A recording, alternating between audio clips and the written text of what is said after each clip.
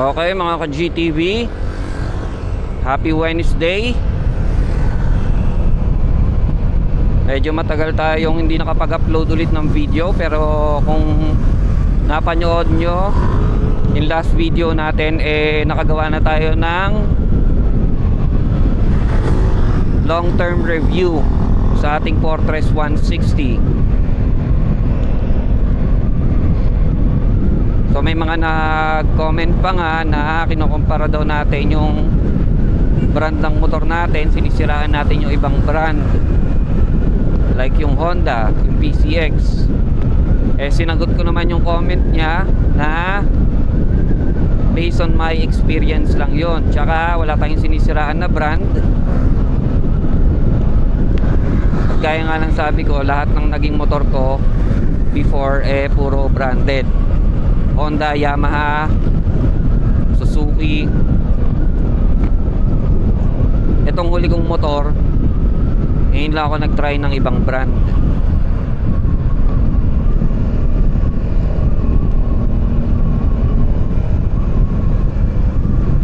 So far, yung huling pakarga ko pala dito, ayun ako makikita nyo, 2.1 over 100 km. Pero sa full tank method natin, naka 41 tayo dyan, kilometer per liter.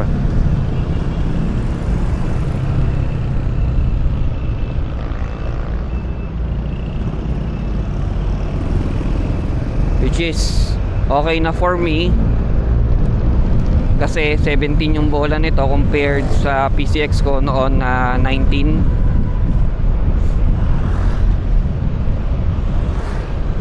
Kasi pagka doon sa PCX ko, umabot ng 40 pataas yun yung kilometer per hour nya na fuel consumption. Dito naglalaro lang ako sa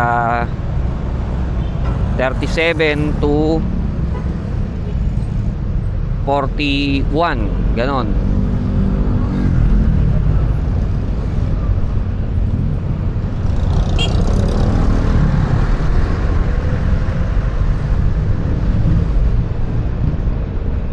Tsaka tinry ko palang tanggalin yung windshield nito, kung maganda ba ang itsura, kasi may nakikita ako mga maxi scoot gaya ng PCX, NMAX na walang windshield. So maganda rin pala ang itsura nun pagka wala siyang windshield. Kaya lang ang pinagkaiba, pagka wala kang windshield, expect mo na lahat ng hangin makukuha mo, which is naramdaman ko talaga nung tinanggal ko yung windshield. Kahit wala pang 60 yung under ko, ramdam ko yung hangin na pumapalo sa katawan ko. Though kaya naman, masarap siya kasi malakas yung hangin, hindi ka papawisan, hindi ka rin naman tatangayin kasi mabigat yung motor. Kaya lang nasanay ako na walang humahampas na hangin sa akin paggamit ko ang maxi scooter. Pero sa Raider 150 Fi ko, wala namang yon, yung manual underbone ko, wala namang windshield yon. Pero kasi sa aerodynamic nya, sa nipis nya, kahit malakas yung hangin, pinupunit nya lang, so hindi mo mararamdaman yung hangin na humahampas sa'yo. Kaya walang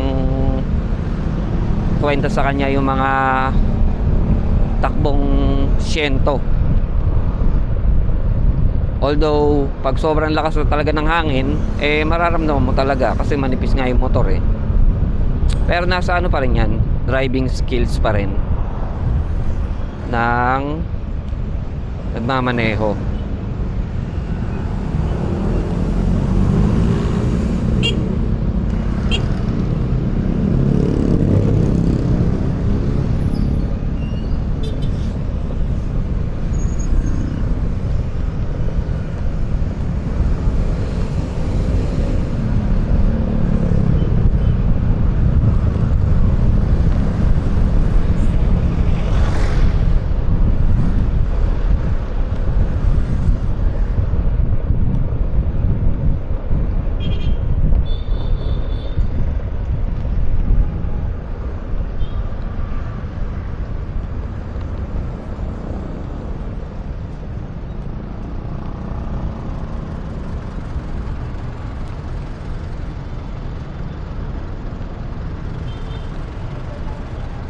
Saka pala mga ka-GTB, may napansin pala ako dito sa motor natin.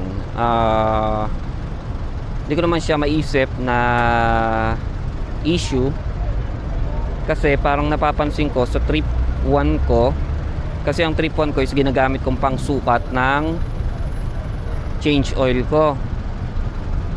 So, bago ako magkarga ng gasolina kahapon or the other day, nag-reset automatic yung trip 1 kasi tumatakbo ito ng nasa 1,000 na. So napansin ko parang pag nag-reach siya ng 1,000 km, nagre-reset siya back to 0. Tapos yung nasa taas, yung average fuel consumption natin, ayan sa screen, sa panel, sa upper left hand corner, nag-reset yan, bumaba ng ano yan, 1.8 over 100 km per liter.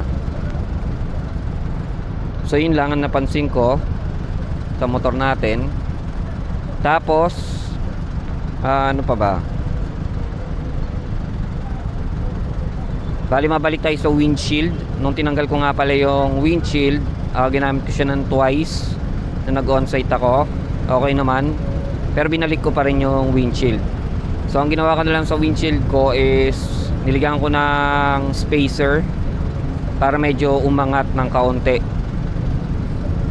So yung spacer nilagay ko doon sa bracket nya, sa ilalim ng bracket ng windshield, para umangat ng kaunti yung ating windshield at mas makover pa tayo na maayos na pag sa malalakas na hangin.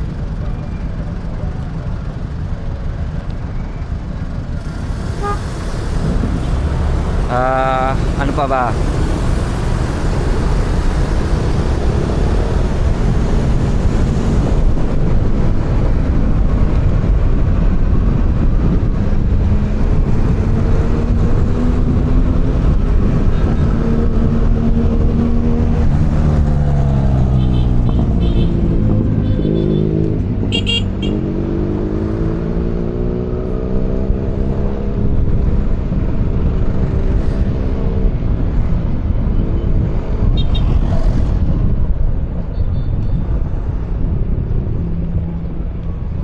So sa mga hindi pa pala nakakaalam, update ko na rin kayo.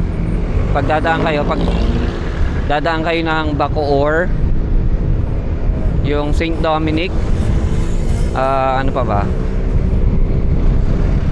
SM Bacoor, yung mga malalaking stoplight dito along Emilio Aguinaldo, even here sa may bandang ano, Zapote, bali hindi na nila pinapatay yung stoplight kasi binalita yan ng management ng Bacoor na hindi na sila magpapa-stop and go. Kasi sa mga commuter natin na nanggagaling sa Cavite, ang malaking problema ng mga commuter kasi pagka rush hour, ang ginagawa nila, instead of using yung ano, stoplight